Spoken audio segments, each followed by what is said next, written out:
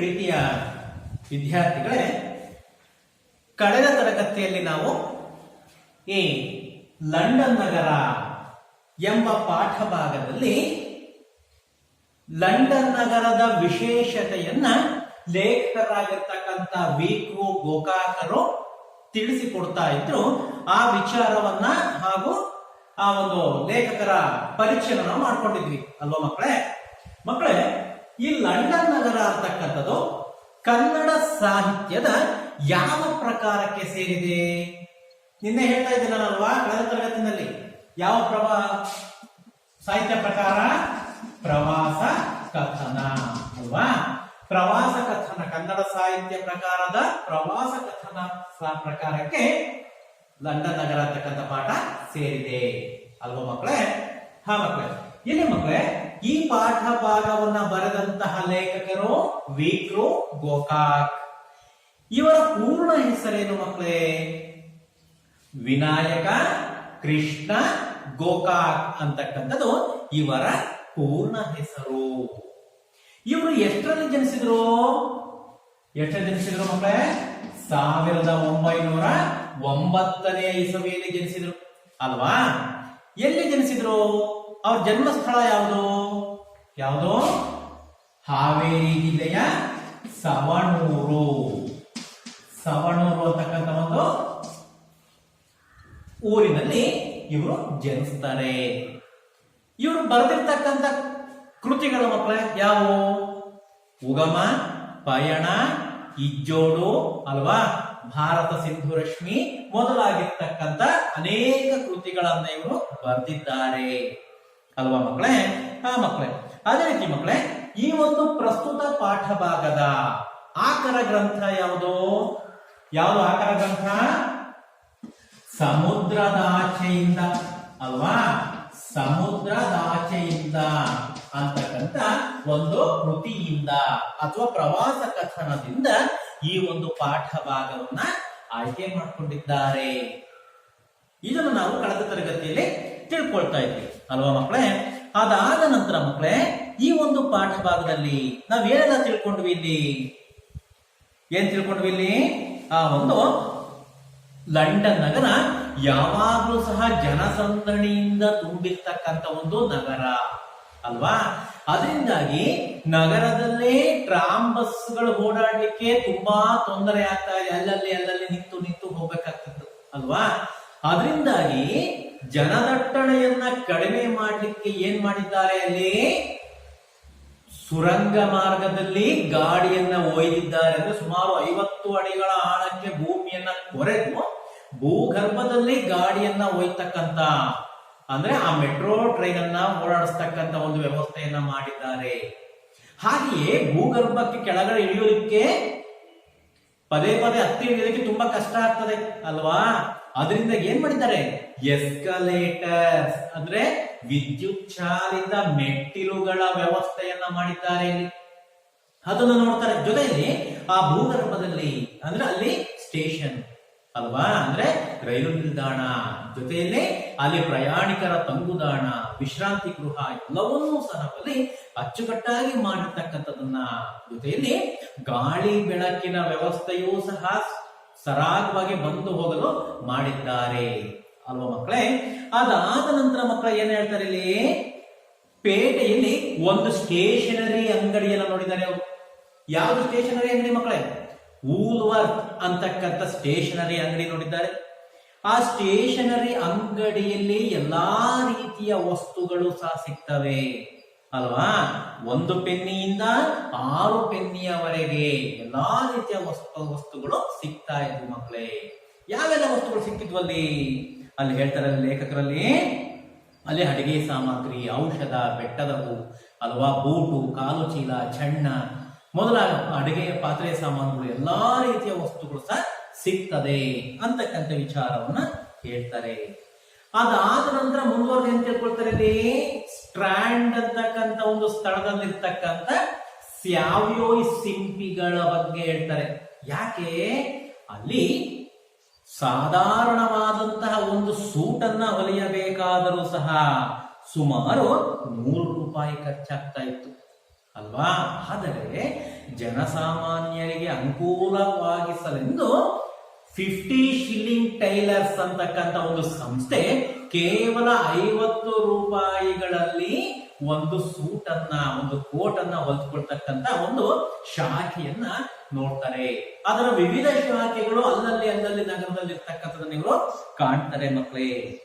ಅದಾದ ನಂತರ ಹೇಳ್ತಾರೆ, ಇಲ್ಲಿ ಈ ಲಂಡನ್ ನಗರದಲ್ಲಿ ಗಂಡಿಗಿಂತ ಹೆಣ್ಣು ಮಕ್ಕಳೇ ಅತಿ ಹೆಚ್ಚು ಕೆಲಸವನ್ನ ಮಾಡ್ತಾರೇನೋ ಎನ್ನುವ ಭಾವನೆ ಲೇಖಕರಿಗಾಗಿದೆ. ಯಾಕೆ?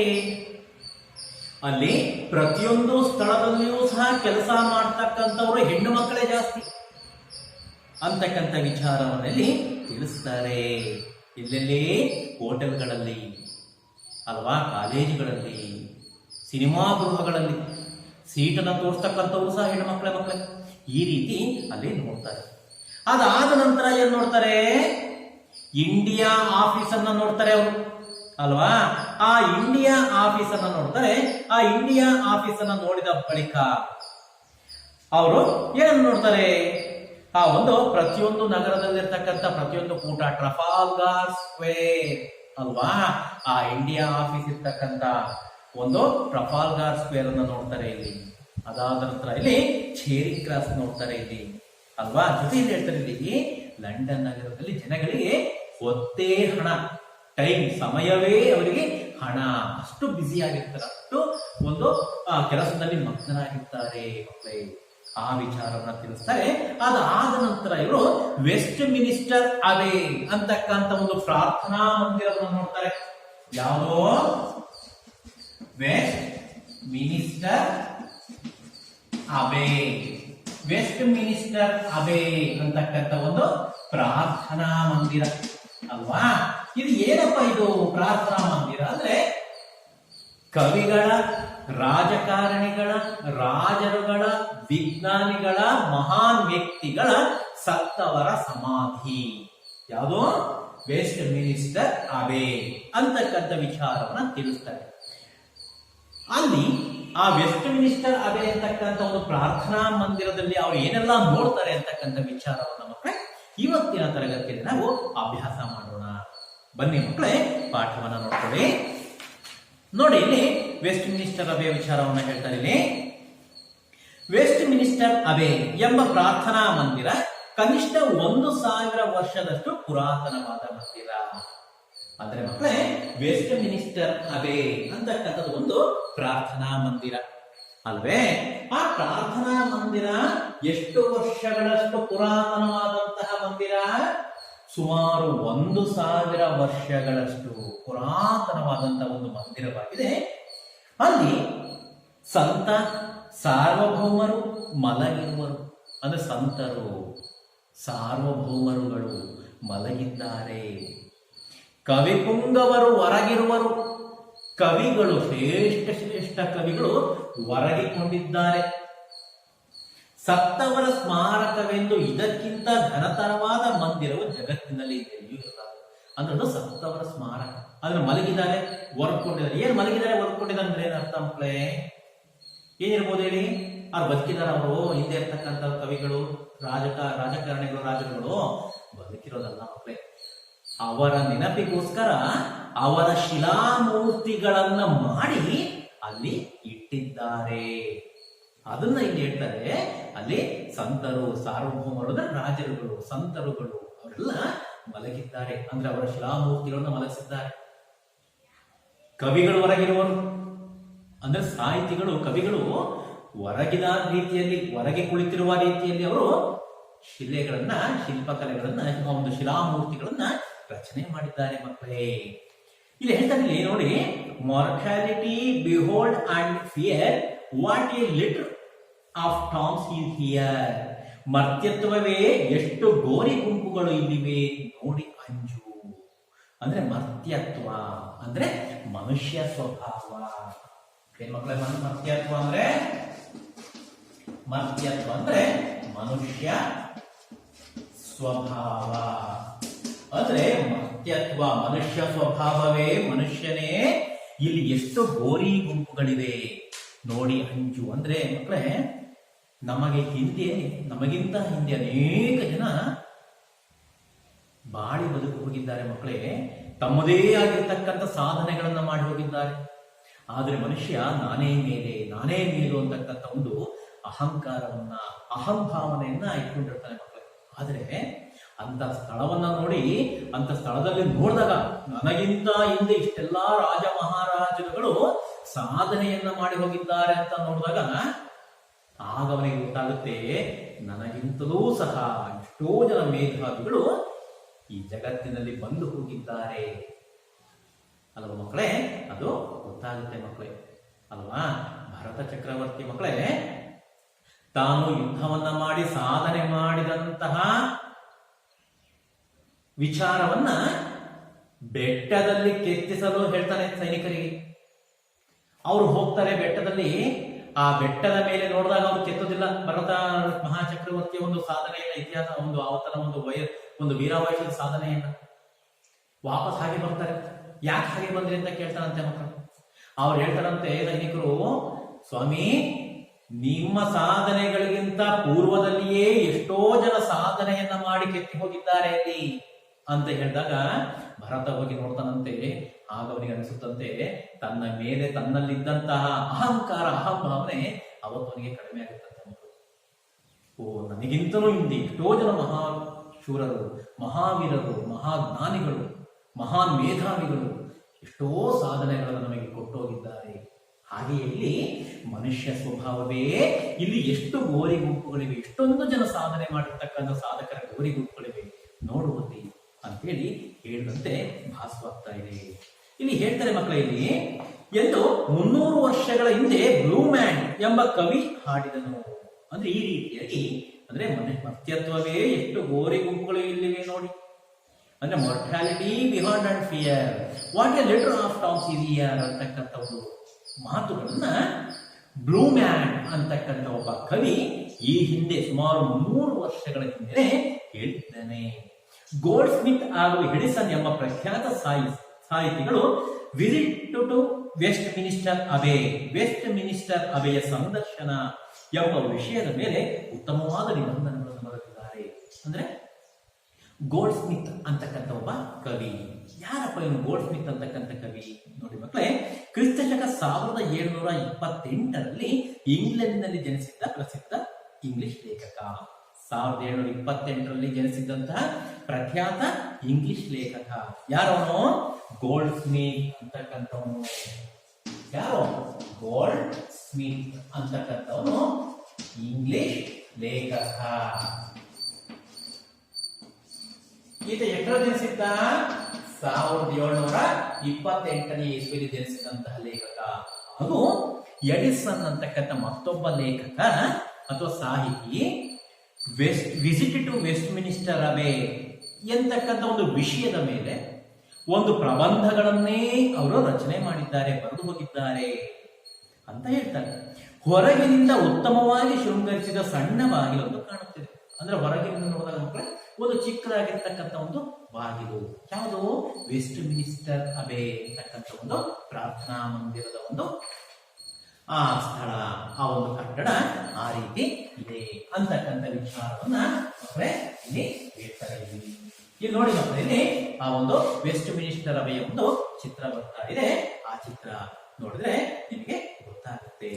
ಹಾಗಾದ ನಂತರ ಮಕ್ಕಳೇ ಇಲ್ಲಿ ಹೇಳ್ತಾರೆ ಅದು ಭವ್ಯವಾಗಿದೆ. ನಾವು ಹೋದಾಗ ಪಾದ್ರಿಯು ಪ್ರಾರ್ಥನೆಯನ್ನು ಓದುತ್ತಿದ್ದರು. ಇವರು ಹೋಗಿದ್ದಾರೆ, ಲೇಖಕರು, ವಿಕ್ರು ಗೋಕಾಕರು ವೆಸ್ಟ್ ಮಿನಿಸ್ಟರ್ ಅಬೆಯ ಒಳಗಡೆ ಹೋದಾಗ ಅದೊಂದು ಪ್ರಾರ್ಥನಾ ಮಂದಿರ ಮಕ್ಕಳು.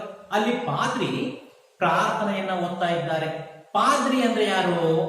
ಕ್ರೈಸ್ತ ಧರ್ಮದ ಧರ್ಮಗುರು. ಅವ್ರನ್ನೇನಂತ ಕರಿತೀವಿ? ಪಾದ್ರಿ ಅಂತೇಳಿ ಕರಿತೀವಿ ಅಲ್ವಾ. ನಮ್ಮ ದೇವಸ್ಥಾನದಲ್ಲಿ ಇರ್ತಕ್ಕಂಥ ಪೂಜಾ ಅರ್ಚಕರನ್ನ, ದೇವರ ಪೂಜೆಯನ್ನ ಮಾಡ್ತಕ್ಕಂಥವ್ರನ್ನ ಪೂಜಾರಿಗಳು, ಅರ್ಚಕರು ಅಂತ ಕರಿತೀವಲ್ವಾ. ಹಾಗೆಯೇ ಮಕ್ಕಳೇ ಮಸೀದಿಗಳಲ್ಲಿ ಇರ್ತಕ್ಕಂಥ ಒಂದು ಧರ್ಮದ ಅಧಿಕಾರಿಗಳನ್ನ ಅಂತ ಕರಿತೀವಿ ಮೌಲ್ವಿಗಳು ಅಂತ ಕರಿತೀವಿ. ಅದೇ ರೀತಿ ಚರ್ಚ್ನಲ್ಲಿ ಇರ್ತಕ್ಕಂಥವ್ರು ಪಾದ್ರಿಗಳು ಅಲ್ವಾ. ಪಾದ್ರಿ ಏನ್ ಮಾಡ್ತಾ ಇದ್ದಾರೆ? ಪ್ರಾರ್ಥನೆಯನ್ನ ಓದ್ತಾ ಇದ್ದಾರೆ ಮಕ್ಕಳೇ. ಹಾಗೆಯೇ ಕೇಳಲೆಂದು 100 ಜನ ಅಲ್ಲಿ ನೆರೆದಿದ್ದರು. ಸರ್ಕಾರಿ ಡಾಕ್ಟರರಂತೆ ಇಲ್ಲಿ ಸರ್ಕಾರಿ ವೈದಿಕರು ಇರುತ್ತಾರೆ.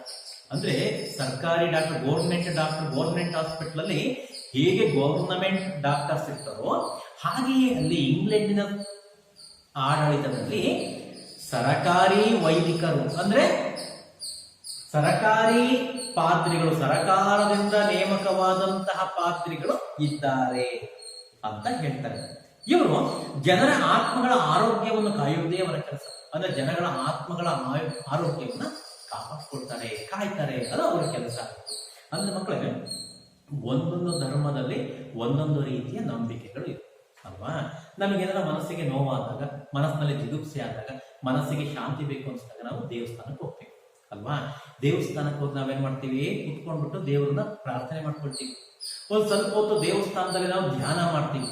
ಆ ರೀತಿ ಧ್ಯಾನ ಮಾಡಿದಾಗ ನಮಗೆ ಮನಸ್ಸಿಗೆ ಒಂದು ಸ್ವಲ್ಪ ಶಾಂತಿ, ನೆಮ್ಮದಿ ನಮಗೆ ಸಿಗ್ತದೆ. ಹಾಗೆಯೇ ಕ್ರೈಸ್ತ ಸಮುದಾಯದಲ್ಲಿ ಮಕ್ಕಳೇ ಅವ್ರಿಗೆ ಏನಾದ್ರೂ ಅವರ ಕೋರಿಕೆಯನ್ನ ನೆರವೇರಿಸಬೇಕು ಅಥವಾ ದೇವರಲ್ಲಿ ಅವ್ರೇನಾದ್ರೂ ಹೇಳ್ಕೊಡ್ಬೇಕು, ಆ ಯೇಸು ಕ್ರಿಸ್ತನಲ್ಲಿ ಏನಾದ್ರೂ ಹೇಳ್ಕೊಡ್ಬೇಕು ಅಂದ್ರೆ ಅವ್ರು ಏನ್ ಮಾಡ್ತಾರೆ, ಹೋಗ್ಬಿಟ್ಟು ಆ ಪಾದ್ರಿಯ ಹತ್ತಿರ ಅವರು ಹೇಳ್ಕೊಡ್ತಾರೆ. ಮಕ್ಕಳು ತಮ್ಮ ಕಷ್ಟ, ಸುಖ, ನೋವು, ನಲಿವುಗಳನ್ನ ಪಾದ್ರಿಗಳ ಹತ್ರ ಹೇಳ್ಕೊಡ್ತಾರೆ. ಆ ಪಾದ್ರಿಗಳು ಅವರ ನೋವು ನಲಿವುಗಳಿಗೆ ಸ್ಪಂದಿಸ್ತಾರೆ. ಅದಕ್ಕೆ ಅವರು ಒಂದು ಸಲಹೆ ಸೂಚನೆಗಳನ್ನ ಕೊಡ್ತಾರೆ ಮಕ್ಕಳೇ. ಈ ರೀತಿಯ ಕೆಲಸವನ್ನು ಅವರು ಮಾಡ್ತಾರೆ ಮಕ್ಕಳೇ.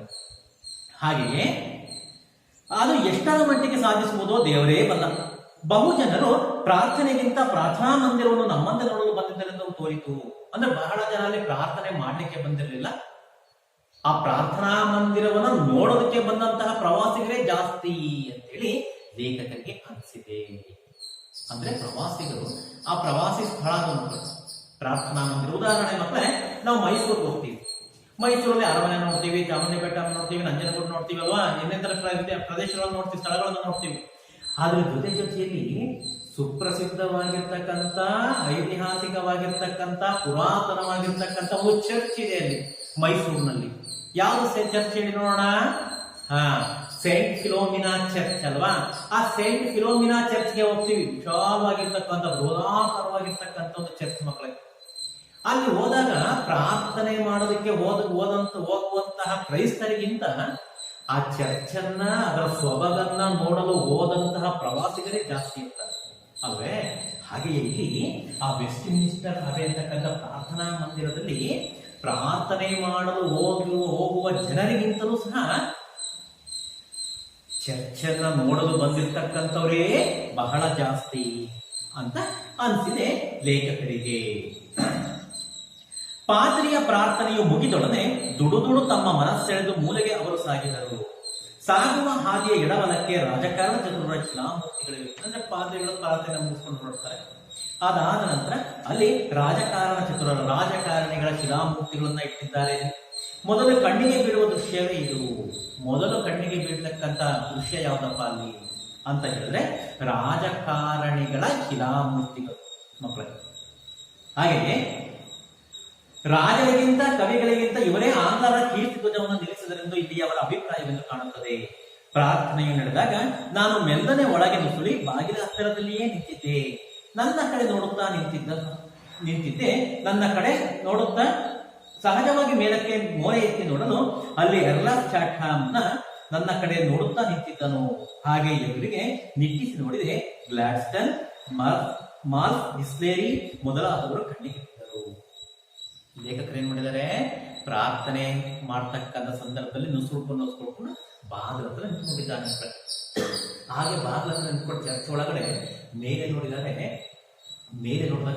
ಅನೇಕ ಜನ ರಾಜಕಾರಣಿಗಳ, ಅನೇಕ ಜನ ಮಹಾನ್ ಸಾಧಕರ ಶಿಲಾಮೂರ್ತಿಗಳನ್ನು ನೋಡ್ತಾರೆ. ಅದ್ರಲ್ಲಿ ಯಾರು ಮಕ್ಕಳೇ ಅಂದ್ರೆ ಗ್ಲಾಡ್ಸ್ಟನ್, ಡಿಸ್ರೇಲಿ. ಯಾರು ಗ್ಲಾಡ್ಸ್ಟನ್ ಅಂದ್ರೆ ಈ ಗ್ಲಾಡ್ಸ್ಟನ್ ಅಂತಕ್ಕಂಥವನು 1809 ಲಿವರ್ಪೂಲಿನಲ್ಲಿ ಜನಿಸಿದ 19ನೇ ಶತಮಾನದ ಪ್ರಸಿದ್ಧ ಬ್ರಿಟಿಷ್ ರಾಜತಂತ್ರಜ್ಞ. 4 ಬಾರಿ ಇಂಗ್ಲೆಂಡಿನ ಪ್ರಧಾನಿಯಾಗಿದ್ದ. ಅಂದ್ರೆ ಇವನು ಒಬ್ಬ ಬ್ರಿಟನ್ನಿನ ಪ್ರಧಾನಿಯಾದಂತಹ ಒಬ್ಬ ರಾಜಕಾರಣಿ. ಡಿಸ್ರೇಲಿ ಈತನೂ ಸಹ ಒಬ್ಬ ರಾಜಕಾರಣಿ. 1804 ಜನಿಸಿದಂತಹ ಈತ ಲಂಡನ್ ನಲ್ಲಿ ಜನಿಸಿದ. ಹಾಗೂ ಈತ ಬ್ರಿಟನ್ನಿನ ರಾಜಕಾರಣಿಯೂ ಆಗಿದ್ದ ಹಾಗೂ ಲೇಖಕನೂ ಆಗಿದ್ದ. ಅದಾದ ನಂತರ ಮತ್ತೆ ಪ್ರಾರ್ಥನೆಯು ಮುಗಿದು ಇದೇ ಮೊದಲಾದ ಶಿಲಾಮೂರ್ತಿಗಳ ನಡುವೆ ಹಾಯ್ದು ಪಾತ್ರೆಯ ಆಸನದ ಕಡೆಗೆ ಹೋದೆ. ಅಲ್ಲಿ ಉತ್ತಮವಾದ ಕೆತ್ತನೆಯ ಕೆಲಸವು ಕಣ್ಣಿಗೆ ಬಿತ್ತು. ಬಂಗಾರದ ಬಣ್ಣವನ್ನು ಅದಕ್ಕೆ ಕೊಟ್ಟದ್ದು. ಅಂದ್ರೆ ಸುಂದರವಾಗಿರ್ತಕ್ಕಂಥ ಕೆತ್ತನೆಯ ಕೆಲಸ ಇದೆ. ಆ ಕೆತ್ತನೆಯ ಕೆಲಸಕ್ಕೆ ಬಂಗಾರದ ಲೇಪನವನ್ನು ಅಲ್ಲಿ ಕೊಟ್ಟಿದ್ದಾರೆ. ಆಮೇಲೆ ನನಗೆ ಬೇಕಾದ ಪೊಯೆಟ್ಸ್ ಕಾರ್ನರ್, ಕವಿಗಳ ಮೂಲೆಗೆ ಹೋದೆ. ಪೊಯೆಟ್ಸ್ ಕಾರ್ನರ್ ಮಕ್ಕಳು ಯಾವುದು? Poet corner. ಪೊಯೆಟ್ ಕಾರ್ನರ್ ಅಂದ್ರೆ ಕವಿಗಳ ಮೂಲೆ. ಅಂದ್ರೆ ಕವಿಗಳ ಮೂಲೆ ಅಂದ್ರೆ ಆ ಚರ್ಚ್ನಲ್ಲಿ ಮಕ್ಕಳೇ ರಾಜಕಾರಣಿಗಳ ಶಿಲಾಮೂರ್ತಿಗಳು ನಡಲಿಕ್ಕೆ ಒಂದು ಪ್ರತ್ಯೇಕವಾಗಿರ್ತಕ್ಕಂಥ ಸ್ಥಳ, ರಾಜರುಗಳ ಶಿಲಾಮೂರ್ತಿಗಳು ನಡಲಿಕ್ಕೆ ಒಂದು ಪ್ರತ್ಯೇಕವಾಗಿರ್ತಕ್ಕಂಥ ಸ್ಥಳ, ವಿಜ್ಞಾನಿಗಳ ಮೂರ್ತಿಗಳು ನಡಲಿಕ್ಕೆ ಒಂದು ಪ್ರತ್ಯೇಕವಾಗಿರ್ತಕ್ಕಂಥ ಸ್ಥಳ, ಕವಿಗಳು ಸಾಹಿತಿಗಳ ಮೂರ್ತಿಗಳನ್ನ ಇಡಲಿಕ್ಕೆ ಪ್ರತ್ಯೇಕವಾಗಿರ್ತಕ್ಕಂಥ ಸ್ಥಳ. ಹೀಗೆ ಅಲ್ಲಿ ಪ್ರತ್ಯೇಕವಾದಂತಹ ಸ್ಥಳಗಳನ್ನ ಮಾಡಿದ್ದಾರೆ. ಅದೇ ಪೊಯೆಟ್ಸ್ ಕಾರ್ನರ್. ಇವರಿಗೆ ಇಷ್ಟ, ಯಾರಿಗೆ? ವಿಕೃತರಿಗೆ ಪ್ರಿಯವಾದಂತಹ ಪೊಯೆಟ್ಸ್ ಕಾರ್ನರ್ ಅಂದ್ರೆ ಕವಿಗಳ ಮೂಲೆಗೆ ಇವರು ಹೋಗಿದ್ದಾರೆ. ಅಲ್ಲಿ ಮೊನ್ನೆ ತೀರಿಕೊಂಡ ಕಿಪ್ಲಿಂಗ್ ಕವಿಯ ಮೇಲೆ ಹಾಕಿದ ಕಲ್ಲು ಅಲ್ಲಿಗೆ ಕಣ್ಣಿಗೆ ಬಿತ್ತು.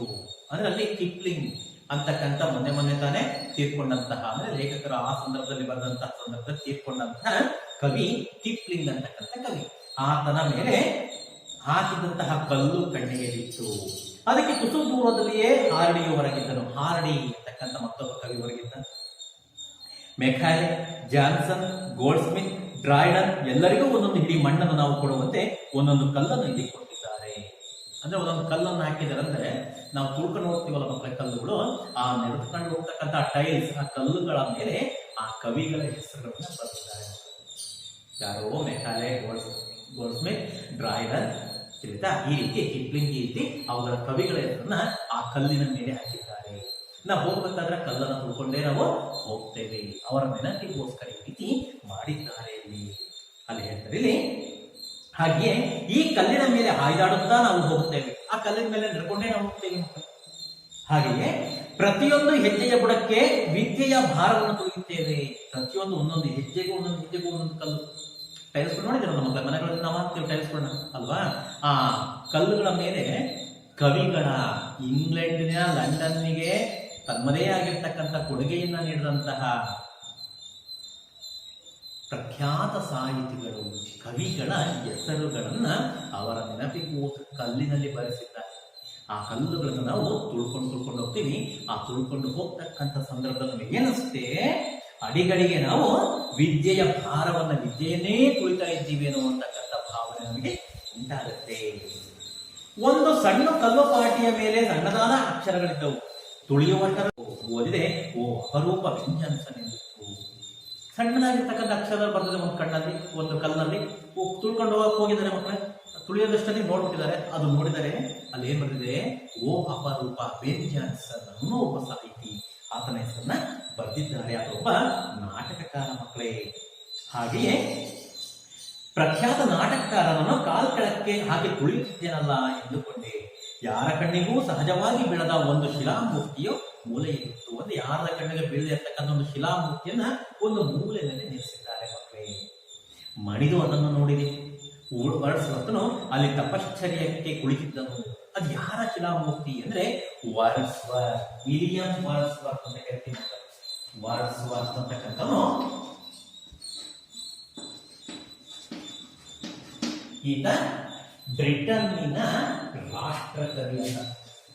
ನಮ್ಮ ಕರ್ನಾಟಕದಲ್ಲಿ ಕನ್ನಡದಲ್ಲಿ ರಾಷ್ಟ್ರಕವಿ ಅಂತ ಕುವೆಂಪು ಅವರನ್ನ ಹೇಗೆ ಕರಿತೀವೋ ಹಾಗೆ ವರ್ಡ್ಸ್ವರ್ತನನ್ನ ರಾಷ್ಟ್ರಕವಿ ಅಂತ ಬ್ರಿಟನ್ನಲ್ಲಿ ಕರೀತಾರೆ ಮಕ್ಕಳೇ. ಯಾಕೆ ಕರೀತಾರೆ? ಈತನನ್ನ ನೇಚರ್ ಪೊಯೆಟ್ ಅಂತ ಕರೀತಾರೆ ಮಕ್ಕಳೇ. ಯಾರನ್ನ?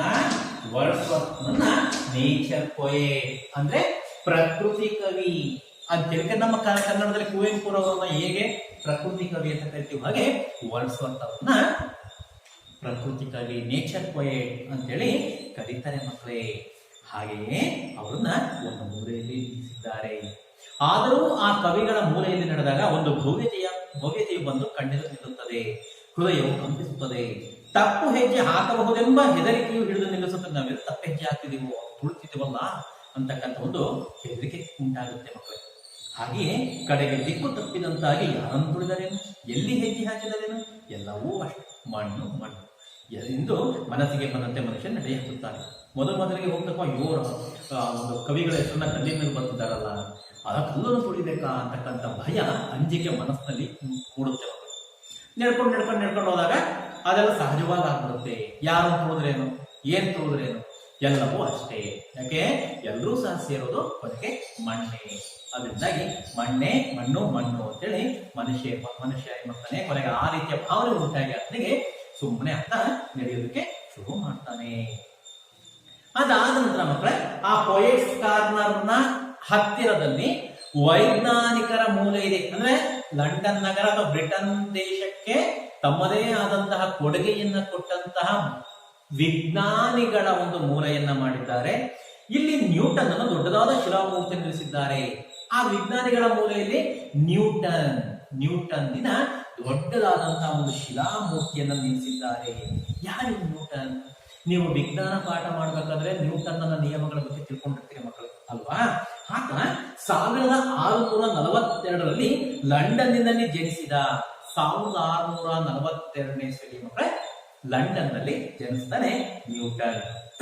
ಬ್ರಿಟನ್ನಿನ ಪ್ರಸಿದ್ಧ ವಿಜ್ಞಾನಿ ಚಲನ ನಿಯಮವನ್ನು ಕಂಡು ಹಿಡಿಯುವುದಲ್ಲದೆ ಬೆಳಕು 7 ವರ್ಣಗಳಿಂದ ಕೂಡಿದೆ ಎಂಬುದನ್ನು ಸಿದ್ಧಪಡಿಸಿದ್ದಾರೆ. ಇದು ಚಲನೆಯ ನಿಯಮ. ನ್ಯೂಟನ್ಸ್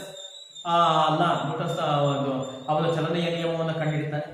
ಅದರ ಜೊತೆಯಲ್ಲಿ ಬೆಳಕು 7 ಬಣ್ಣಗಳಿಂದ ಕೂಡಿದೆ. 7 ವರ್ಣ ಅಂದ್ರೆ ಬಣ್ಣ, 7 ಬಣ್ಣಗಳಿಂದ ಕೂಡಿದೆ ಅಂತಕ್ಕಂಥ ಒಂದು ವಾದವನ್ನು ಆತ ಸಿದ್ಧಪಡಿಸ್ತಾ ಇಂತಹ ಪ್ರಖ್ಯಾತ ವಿಜ್ಞಾನಿಯ ಒಂದು ಶಿಲಾಮೂರ್ತಿಯನ್ನು ಎತ್ತರವಾಗಿ ಅಲ್ಲಿ ನಿಲ್ಲಿಸಿದ್ದಾರೆ.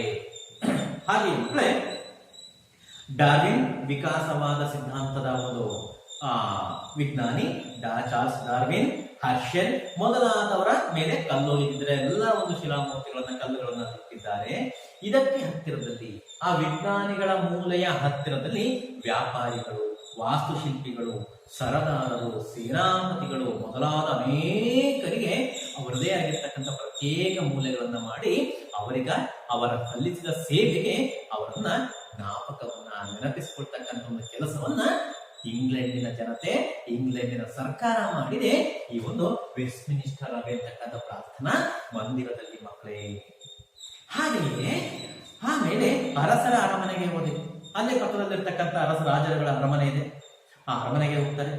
ರಾಜದಂಡವು ಕಿರೀಟವು ನೆಲಕ್ಕುರುಳಲೇಬೇಕು ಎಂಬುದು ನಿಜವಾಗಿದ್ದರೂ ಸತ್ತ ಮೇಲೆ ಅವರಿಗೊಂದು ವಿಶಿಷ್ಟ ಸ್ಥಾನವನ್ನು ಕಲ್ಪಿಸಿದ್ದಾರೆ. ಅದೆಂತ ರಾಜನಾದ್ರೂ ಸಹ ಒಂದಲ್ಲ ಒಂದು ದಿನ ಅವನು ಮಣ್ಣಾಗಲೇಬೇಕು. ಆತನ ಕಿರೀಟ ಒಂದಲ್ಲ ಒಂದು ದಿನ ನೆಲಕ್ಕೆ ಉಳಲೇಬೇಕು ಅಂತ ನಿಜವಾಗಿದ್ದರೂ ಸಹ ಅಂತಹ ರಾಜ ಮಹಾರಾಜರುಗಳಿಗೆ ಅಲ್ಲಿ ತಮ್ಮದೇ ಆಗಿರ್ತಕ್ಕಂಥ ಒಂದು ವಿಶಿಷ್ಟ ಸ್ಥಾನವನ್ನು ಕೊಟ್ಟಿದ್ದಾರೆ. ಅದಕ್ಕೆ ರಾಯಲ್ ಚಾಪೆಲ್ ಎಂದು ಹೆಸರು. ಅಂದ್ರೆ ರಾಯಲ್ ಚಾಪೆಲ್ ರಾಜರ ವಿಭಾಗ.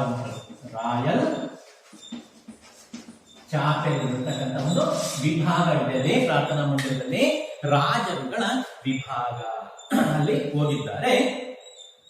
ಅಲ್ಲಿ ಬೆನ್ ಜಾನ್ಸನ್ ಅನ್ನು ಜನರು ತುಳಿದಾಡುತ್ತಾ ನಡೆಯುತ್ತಾರೆ. ಈ ರಾಜ ಮಂದಿರದಲ್ಲಿ ಸಿಂಹದೆದೆಯ ರಿಚರ್ಡ್, 2ನೇ ಎಡ್ವರ್ಡ್, ಆರ್ಲಾಫ್ ಸ್ಟಾಫೋರ್ಡ್, ರಾಣಿ ಎಲಿಜಬೆತ್, 1ನೇ ಜೇಮ್ಸ್ ಮೊದಲಾದ ಅರಸರೇ ಹೊರಗಿದ್ದಾರೆ. ಅಂದ್ರೆ ಅನೇಕ ಜನ ಇಂಗ್ಲೆಂಡ್ ಅನ್ನ ಆಳಿ ಹೋದಂತಹ ಅನೇಕ ಜನ ರಾಜ ಮಹಾರಾಜರು. ಯಾರು? ರಿಚರ್ಡ್ ಆಗಿರ್ಬೋದು, 2ನೇ ಎಡ್ವರ್ಡ್ ಆಗಿರ್ಬೋದು, ಆರ್ಲಾಫ್ ಸ್ಟಾಫೋರ್ಡ್ ಆಗಿರ್ಬೋದು, ಎಲಿಜಬೆತ್ ರಾಣಿ ಆಗಿರ್ಬೋದು, 1ನೇ ಜೇಮ್ಸ್ ಆಗಿರ್ಬೋದು. ಹೀಗೆ ಈ ರೀತಿ ಅನೇಕ ಜನ ರಾಜರುಗಳು, ರಾಣಿಯರ ಸ್ಮಾರಕವನ್ನು ನಾವಲ್ಲಿ ಕಾಣ್ತೇವೆ ಮಕ್ಕಳು. ಈ ಗೋರಿಗಳ ನಡುವೆ ಇದು ಅರಸರ ಪ್ರಾರ್ಥನಾ ಮಂದಿರಕ್ಕೆ ಹೋಗಬಹುದು. ಇಲ್ಲಿಯ ಕೆತ್ತನೆಯ ಕೆಲಸವೆಲ್ಲ ಬಂಗಾರದ ಬಣ್ಣದಲ್ಲಿಯೇ ಆಗಿದೆ. ಮಂದಿರದ ಹಿಂದೆ ಭವ್ಯವಾಗಿ 2ನೇ ಹೆನ್ರಿ ಗೋರಿ ನಿಂತಿದೆ. ಅಂದ್ರೆ ಆ ಮಂದಿರದ ಹಿಂದ್ಗಡೆ ಏನಾಗಿದೆ, 2ನೇ ಹೆನ್ರಿ ಅಂತಕ್ಕಂಥ ರಾಜನ ಒಂದು ಗೋರಿ ಇದೆ. ಸಾಮ್ರಾಟರ ರಾಜ್ಯಾಭಿಷೇಕವಾಗುವ ಅವರ ಸಿಂಹಾಸನದ ಮೇಲೆ ಒಂದು ಕಲ್ಲು ಪಾಟಿಯನ್ನು ಹಾಕುತ್ತಾರೆ. ಪಟ್ಟಾಭಿಷೇಕವಾಗ ಮಾತ್ರ ಸಾಮ್ರಾಟರು ಇದರ ಮೇಲೆ ಕೂಡಬೇಕು. ಅದೊಂದು ಕಲ್ಲು ಪಾಟಿಯ ಮೇಲೆ ಒಂದು ಕಲ್ಲಿನ ಹಲಗೆ ಇದೆ. ಪಾಟಿ ಹಲಗೆ ಅಂದ್ರೆ ಒಂದು ಕಲ್ಲು, ಚಪ್ಪಲಿ ಕಲ್ಲು ಅಂತ ಕರಿತೀವಿ ನಾವಲ್ವಾ, ಮನೆಗಳಲ್ಲಿ ಹಾಕೊಳ್ತೀವಿ. ಚಪ್ಪಲಿ ಕಲ್ಲು ಅಂತ ಮನೆ ಮುಂದೆ ಹಾಕ್ತೀವಲ್ಲ ಮಕ್ಕಳೇ, ಅಂತ ಕಲ್ಲು ಪಾಟಿ ಇದೆ. ಆ ಕಲ್ಲು ಪಾಟಿಯ ವಿಶೇಷತೆ ಏನು ಅಂತ ಹೇಳಿದ್ರೆ, ಸಾಮ್ರಾಟರೊಬ್ಬ ರಾಜ ಪಟ್ಟಾಭಿಷೇಕವಾಗ್ತಕ್ಕಂಥ ಸಂದರ್ಭದಲ್ಲಿ ಆ ಕಲ್ಲುಪಾಟಿಯ ಮೇಲೆ ಕುಳಿತುಕೊಂಡೇ ಪಟ್ಟಾಭಿಷೇಕವನ್ನ ಮಾಡ್ತಾ ಇದ್ರು. ಆ ನಂತರ ರಾಜರ ಸಿಂಹಾಸನದ ಮೇಲೆ ಕೂರ್ತಾ ಇದ್ರು. ಹಾಗೆಯೇ ಆ ಪಟ್ಟಾಭಿಷೇಕವಾಗುವಾಗ ಮಾತ್ರ ಸಾಮ್ರಾಟರು ಇದರ ಮೇಲೆ ಕೂಡಬೇಕು. ಈ ಶಿಲೆಯನ್ನು ಒಳಗೊಂಡ ಸಿಂಹಾಸನವು ವೆಸ್ಟ್ ಮಿನಿಸ್ಟರ್ ಮಂದಿರದಲ್ಲಿಯ ಒಂದು ಭಾಗದಲ್ಲಿದೆ. ಆ ಕಲ್ಲುಪಾಟಿ ಸಹ ಎಲ್ಲಿದೆ? ವೆಸ್ಟ್ ಮಿನಿಸ್ಟರ್ ಅಬೆ ಅಂತಕ್ಕಂಥ ಪ್ರಾರ್ಥನಾ ಮಂದಿರದ ಒಂದು ಭಾಗದಲ್ಲಿ ಇದೆ. ಹಾಗೆಯೇ ಸ್ಟೋನ್ ಆಫ್ ಸ್ಕೋನ್ ಎಂದು ಇದರ ಹೆಸರು. ಆ ಕಲ್ಲು ಪಾಟಿಗೆ ಒಂದು ಹೆಸರಿದೆ ಮಕ್ಕಳೇ. ಏನದು ಕಲ್ಲು ಪಾಟಿಗೆ ಇರ್ತಕ್ಕಂಥ ಹೆಸರು? Stone of Scone. ಯಾವುದು? ಸ್ಟೋನ್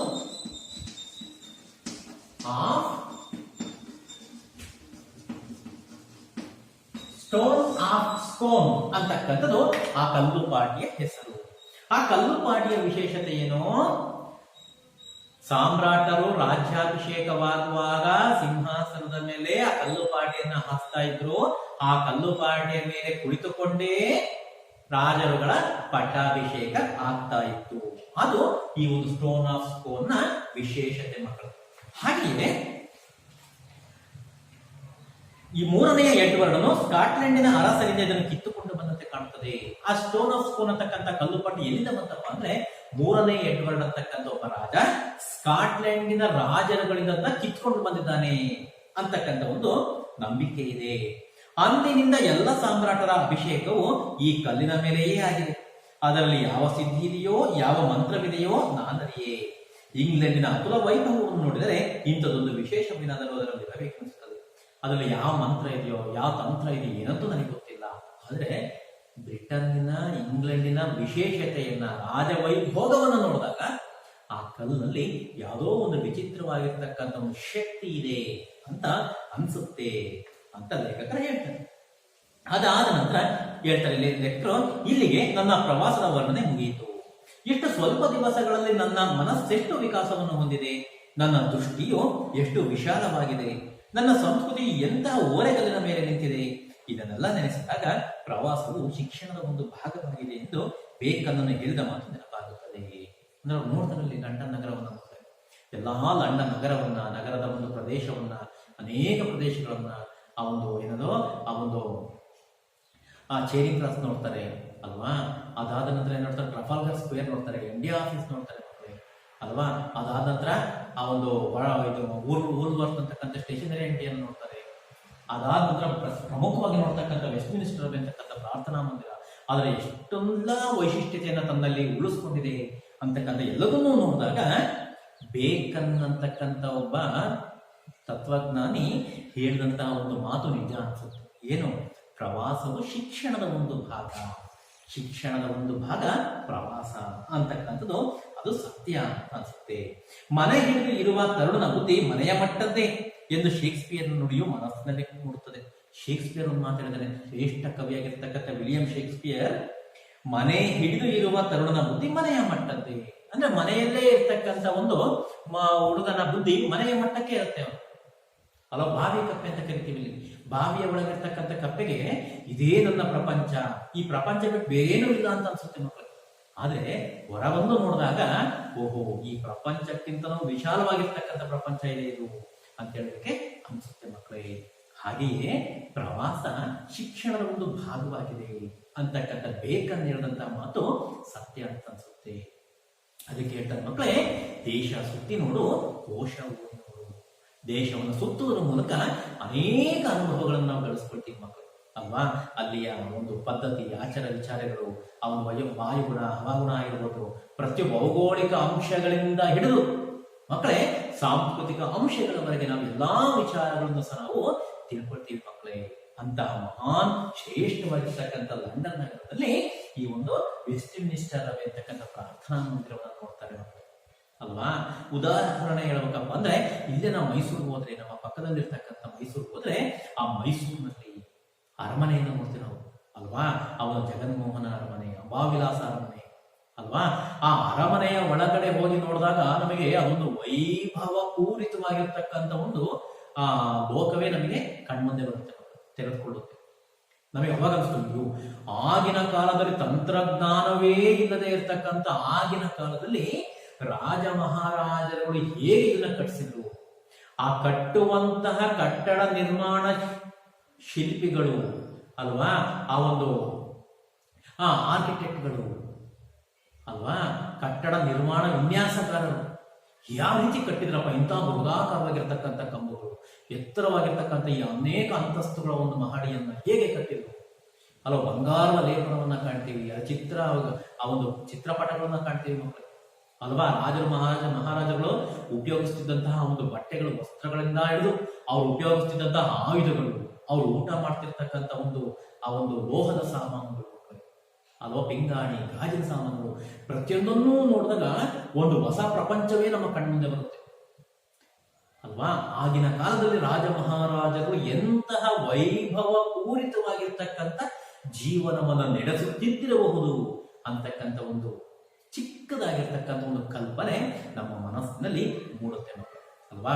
ಹಾಗೆಯೇ ಇಲ್ಲಿ ಲೇಖಕರು ಬ್ರಿಟನ್ನಿನ ವೆಸ್ಟ್ ಮಿನಿಸ್ಟರ್ ಅಬೆ ಅಂತಕ್ಕಂಥ ಪ್ರಾರ್ಥನಾ ಮಂದಿರವನ್ನು ನೋಡಿದಾಗ ಆ ಬ್ರಿಟನ್ನಿನ ಸರ್ಕಾರ, ಬ್ರಿಟನ್ನಿನ ಜನರು ತಮ್ಮ ರಾಷ್ಟ್ರಕ್ಕೋಸ್ಕರ ಸೇವೆಯನ್ನ ಸಲ್ಲಿಸಿದಂತಹ ಅಪಾರವಾಗಿರ್ತಕ್ಕಂಥ ಕೊಡುಗೆಯನ್ನು ಕೊಟ್ಟು ಹೋದಂತಹ ರಾಜಕಾರಣಿಗಳು, ರಾಜರುಗಳು, ಕವಿಗಳು, ಸಂತರು, ವ್ಯಾಪಾರಿಗಳು ಅಲೋ ಪ್ರತಿಯೊಬ್ಬರಿಗೂ ಸಹ ತಮ್ಮದೇ ಆಗಿರ್ತಕ್ಕಂಥ ಒಂದು ಗೌರವವನ್ನು ಸೂಚಿಸೋದಕ್ಕೋಸ್ಕರ, ಅವರ ಒಂದು ನೆನಪಿಗೋಸ್ಕರ ಪ್ರತಿಯೊಂದು ಕಲ್ಲುಪಾಟಿಗಳ ಮೇಲೆ ಅವರ ಹೆಸರುಗಳನ್ನು ಬರೆಯುವುದರ ಮೂಲಕ, ಅವರಿಗೋಸ್ಕರವೇ ಒಂದೊಂದು ಮೂಲೆಗಳನ್ನ ಮಾಡುವುದರ ಮೂಲಕ, ಪೊಯಟ್ಸ್ ಕಾರಣರಲ್ವಾ, ವಿಜ್ಞಾನಿಗಳ ಮೂಲಕ, ಈ ರೀತಿ ಅವರಿಗೋಸ್ಕರ ಮಾಡುವುದರ ಮೂಲಕ ಅವರಿಗೆ ಒಂದು ಗೌರವವನ್ನ, ಒಂದು ನಮನವನ್ನ ಸಲ್ಲಿಸ್ತಕ್ಕಂಥ ಒಂದು ಇಂಗ್ಲೆಂಡಿನ ಜನರ ಆ ಸರ್ಕಾರದ ಒಂದು ಸಾಧನೆ, ಆ ಒಂದು ಕೆಲಸ ನಿಜವಾಗ್ಲೂ ಸಹ ಮೆಚ್ಚಿಕೊಳ್ಳುವಂತಹದ್ದು ಮಕ್ಕಳೇ ಅಲ್ವ ಮಕ್ಕಳೇ. ಹಾಗೆಯೇ ಈ ಒಂದು ಲೇಖಕರು ಈ ಒಂದು ಪಾಠದಲ್ಲಿ ಈ ಲಂಡನ್ ನಗರ ಪೂರ್ಣವಾಗಿರ್ತಕ್ಕಂಥ ವಿಶೇಷತೆಯನ್ನು ಸವಿವರವಾಗಿ ನಮಗೆ ತಿಳಿಸಿಕೊಡ್ತಾರೆ ಮಕ್ಕಳೇ ಅಲ್ವ ಮಕ್ಕಳೇ. ಅರ್ಥ ಆಯ್ತಾ ಮಕ್ಕಳೇ ಪಾಠ? ಹಾ ಮಕ್ಕಳೇ, ಇಷ್ಟು ಈ ಒಂದು ಪಾಠಭಾಗದ ಅರ್ಥ ಮಕ್ಕಳೇ. ಹಾಗೆ ಮಕ್ಕಳೇ, ಈ ಒಂದು ಪಾಠಭಾಗದಲ್ಲಿ ನೋಡಿದ್ರೆ ಆಂಗ್ಲ ಸಾಮ್ರಾಜ್ಯದ ವೈಭವ ಕಂಡು ಬರುವ ಓಣಿ ಯಾವುದು? ಯಾವ ಓಣಿಯಲ್ಲಿ ಕಂಡು ಬರುತ್ತೆ ಆಂಗ್ಲ ಸಾಮ್ರಾಜ್ಯದ ಒಂದು ವೈಭವ? ಚೇರಿಂಗ್ ಕ್ರಾಸ್ ಅಂತಕ್ಕಂಥ ಒಂದು ಓಣಿಯಲ್ಲಿ ಕಂಡು ಬರುತ್ತೆ ಮಕ್ಕಳು ಅಲ್ವಾ. ಹಾಗೆ ಮಕ್ಕಳೇ, ಇಲ್ಲಿ ಆ ಒಂದು ಸಂಧಿ ಬಿಡಿಸಿ ಹೆಸರಿಸಿ ಅಂತ ಒಂದು ಇದೆ ಮಕ್ಕಳೇ ಭಾಷಾಭಾಷದಲ್ಲಿ, ಅದು ನೋಡೋಣ ಈಗ.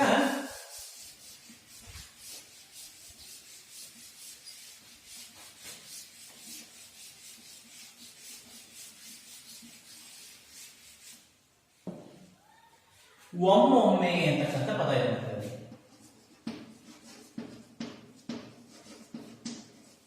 ಒಮ್ಮೊಮ್ಮೆ ಅಂತಕ್ಕಂಥ ಪದ, ಇದು ಸಂಧಿ ಬಿಡಿಸಿ ನೋಡೋಣ. ಬಿಡಿಸಿದಾಗ ಏನಾಗುತ್ತೆ? ಒಮ್ಮೆ ಪ್ಲಸ್ ಒಮ್ಮೆ, ಒಮ್ಮೊಮ್ಮೆ. ಇದು ಯಾವ ಸಂಧಿಗೆ ಉದಾಹರಣೆ? ಯಾವ ಸಂಧಿ? ಲೋಪ ಸಂಧಿಗೆ ಉದಾಹರಣೆ ಯಾಗುತ್ತೆ ಅಲ್ವಾ. ಹಾಗೆ ಜಾಗವನ್ನು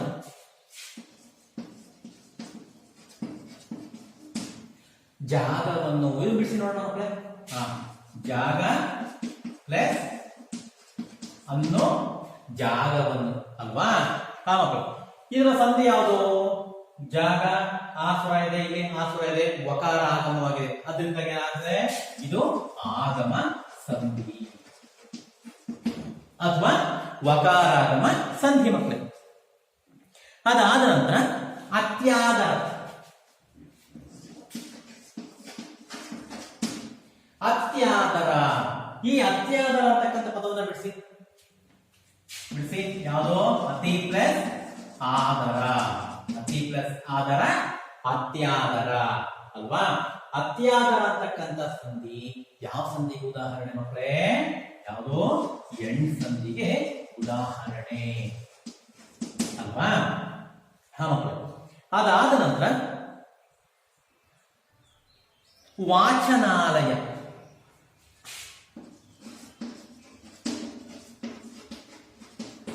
ಮಕ್ಕಳೇ, ವಾಚನಾಲಯ ಪದ ಇದೆ ಅಲ್ವಾ. ಈ ವಾಚನಾಲಯ ಪದವನ್ನು ಬಿಡಿಸಿದ್ರೆ ಹೇಗೆ ಬಿಡಿಸೋದು?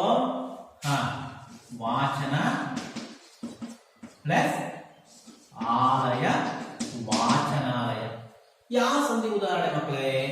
ಎರಡು ಸವರ್ಣ ಸ್ವರಗಳಿದೆ ಅಲ್ವಾ? ಸವರ್ಣ ಸ್ವರಗಳು ಬಂದಾಗ ಅದೇ ಸ್ವರ ದೀರ್ಘವಾಗಿ ಬಂದ್ರೆ ಅದ್ಯಾವ ಸ್ವರ, ಯಾವ ಸಂಧಿ ಆಗುತ್ತದೋ? ಸವರ್ಣ ದೀರ್ಘ ಸಂಧಿ ಆಗುತ್ತಲ್ವಾ? ಸವರ್ಣ ದೀರ್ಘ ಸಂಧಿ. ಹೇಗೆ ಮಕ್ಕಳೇ? ವಾಚನ ಪೂರ್ವ ಪದದಲ್ಲಿ ಆ ಸ್ವರ ಇದೆ, ಉತ್ತರ ಪದದಲ್ಲಿ ಆ ಸ್ವರ ಇದೆ. ಅವೆರಡು ಆದೇಶವಾಗಿ ಯಾವ ಸ್ವರ ಹೊಂದಿದೆ? ಆ ಸ್ವರವೇ ಬಂದಿರೋದ್ರಿಂದಾಗಿ ಸವರ್ಣ ಸ್ವರಗಳೇ ಇಲ್ಲಿ ಬಂದಿರೋದ್ರಿಂದಾಗಿ ಸವರ್ಣ ದೀರ್ಘ ಸಂಧಿ ಆಗತ್ತೆ ಅಲ್ವಾ ಮಕ್ಕಳೇ? ಆ ಮಕ್ಕಳು ನಂತರ ಮಕ್ಕಳೇ ಸಂಗ್ರಹಾಲಯ.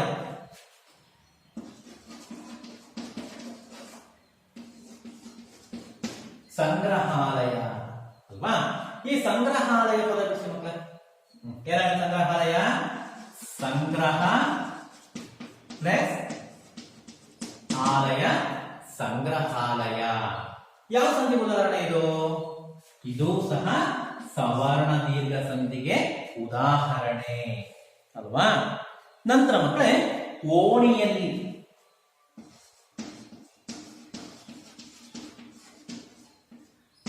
ಓಣಿಯಲ್ಲಿ, ಈ ಓಣಿಯಲ್ಲಿ ಅಂತಕ್ಕಂಥ ಒಂದು ಪದವನ್ನು ಬಿಡಿಸಿ ಮಕ್ಕಳೇ. ಏನಾಗುತ್ತೆ ಓಣಿಯಲ್ಲಿ ಬಿಡಿಸಿದಾಗ? ಓಣಿ ಪ್ಲಸ್ ಅಲ್ಲಿ, ಓಣಿಯಲ್ಲಿ ಅಲ್ವಾ? ಯಾವ ಸಂಧಿಗೆ ಉದಾಹರಣೆ ಇದು? ಇದು ಆಗಮ ಸಂಧಿಗೆ ಉದಾಹರಣೆ. ಅಂದ್ರೆ ಯಕಾರಾಗಮ ಸಂಧಿ. ಜಾಗವನ್ನು ಅಂತಕ್ಕಂಥದ್ದು ವಕಾರಾಗಮ ಸಂಧಿ ಆಗುತ್ತೆ. ಇದೇನಾಗುತ್ತೆ? ಯಕಾರಾಗಮ ಸಂಧಿ ಆಗುತ್ತೆ, ಅಥವಾ ಬರೀ ಆಗಮ ಸಂಧಿ ಅಂತ ಬರೆದ್ರು ಸಹ ಉತ್ತರ ಸ್ಪಷ್ಟ ಆಗುತ್ತೆ ಮಕ್ಕಳೇ. ಇದಿಷ್ಟು ಮಕ್ಕಳೇ ಇವು ಸಂಧಿ ಪದಗಳು. ಸಂಧಿ ಬಿಡಿಸಿ ಹೆಸರಿಸಿ ಅಲ್ವಾ? ಒಮ್ಮೊಮ್ಮೆ ಯಾವ ಸಂಧಿ? ಲೋಪ ಸಂಧಿ. ಜಾಗವನ್ನು ಯಾವ ಸಂಧಿ? ಆಗಮ ಸಂಧಿ ಅಲ್ವಾ? ಅತ್ಯಾದರ ಯಾವ ಸಂಧಿ? ಅದು ಎಂಟ್ ಸಂಧಿಗೆ ಉದಾಹರಣೆ ಅಲ್ವಾ? ಹಾಗೆ ಮಕ್ಕಳೇ ವಾಚನಾಲಯ ಸವರ್ಣ ದೀರ್ಘ ಸಂಧಿಗೆ ಉದಾಹರಣೆ. ಸಂಗ್ರಹಾಲಯ ಅದು ಸಹ ಸವರ್ಣ ದೀರ್ಘ ಸಂಧಿಗೆ ಉದಾಹರಣೆ. ಓಣಿಯಲ್ಲಿ ಅದು ಯಾವ ಸಂಧಿ ಉದಾಹರಣೆ? ಅದು ಆಗಮ ಸಂಧಿಗೆ ಉದಾಹರಣೆ ಆಗುತ್ತೆ ಮಕ್ಕಳೇ ಅಲ್ವಾ? ಆ ಮಕ್ಕಳು ನಂತರ ಮಕ್ಕಳೇ ಇದಾದ ನಂತರ ಇದೆ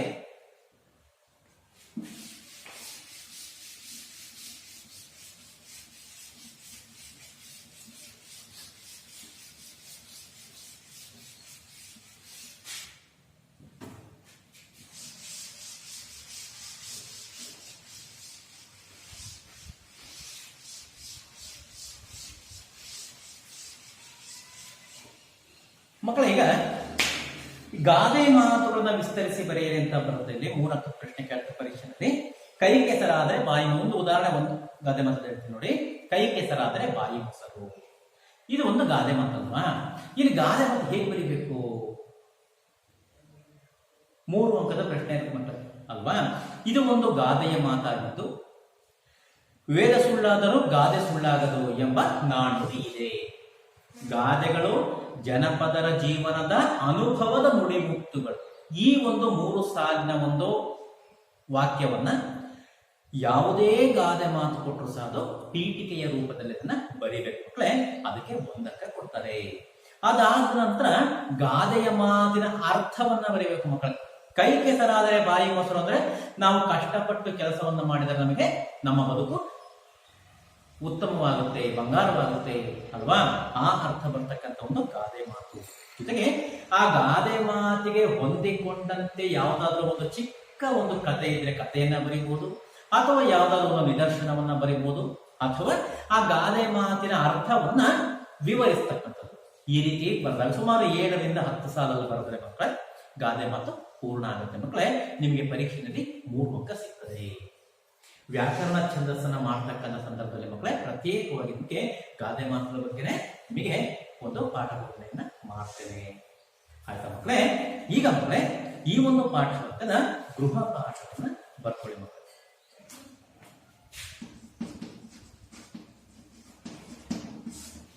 ಪಾಠದ ಗೃಹ ಪಾಠ.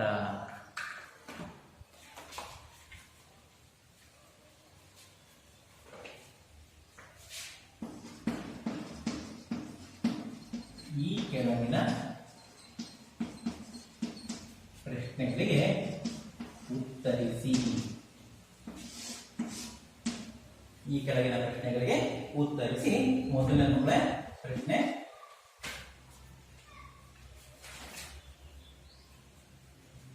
ಪೊಯೆಟ್ ಕಾರ್ನರ್ ಅಲ್ಲಿ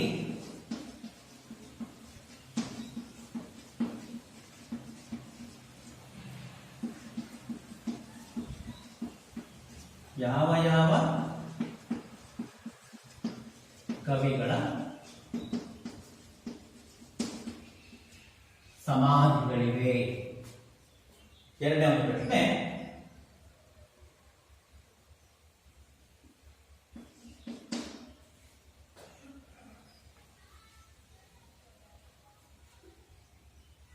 ಸಾಮ್ರಾಟರ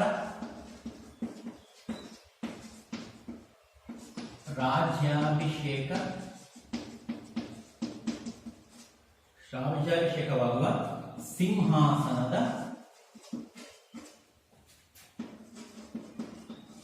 ಮೇಲಿರುವ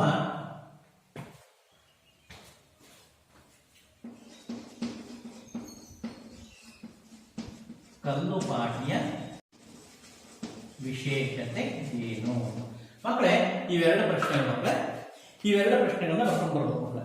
ಮೊದಲನೇ ಪ್ರಶ್ನೆ, ಪೊಯೆಟ್ ಕಾರ್ನರ್ ನಲ್ಲಿ ಯಾವ ಯಾವ ಕವಿಗಳ ಸಮಾಧಿಗಳಿವೆ?